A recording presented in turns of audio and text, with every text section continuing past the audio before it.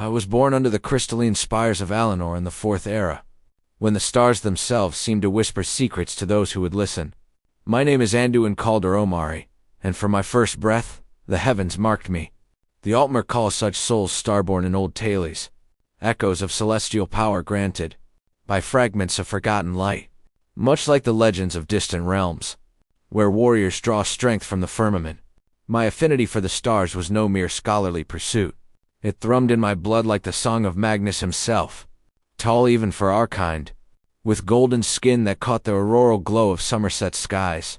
I moved through life with a grace honed by attention to every detail, the curve of a leaf, the timbre of a voice, the precise alignment of constellations. My family owned a sprawling vineyard, nestled in the rolling hills between Alina and Shimmering. The estate was a paradise of terrace slopes, heavy with moon sugar grapes and lavender, borders that perfumed the air. I spent my youth there, waking each morning to the soft caress of linen sheets against my skin, the fabric cool and finely woven from imported silks. The breeze through my open window carried the sweet, herbal scent of lavender and the faint brine of the distant sea. I would rise, excited, heart light, because the day promised new sketches of the night, sky or hours lost in the vineyards with dear friends, often a charming young scholar from Shimmering, whose laughter rang like crystal bells, and whose touch, when our hands brushed while tending vines, sent warmth through me that had nothing to do with the sun. 10:22.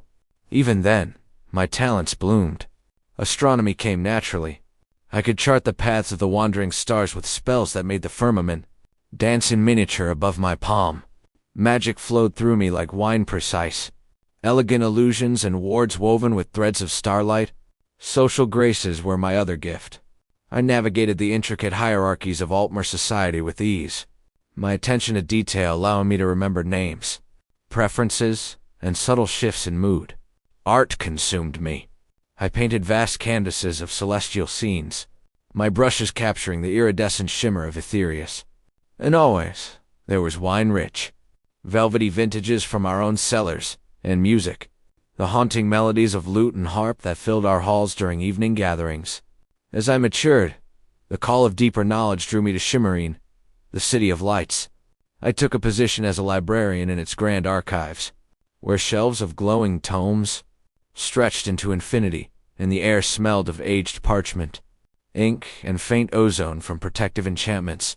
By day, I taught young mages the fundamentals of stellar magic, how to attune one's senses to the celestial currents, drawing power without tearing the fabric of reality. By night, I studied the stars from the city's observatories, my telescope a masterpiece of crystal and gold. 10.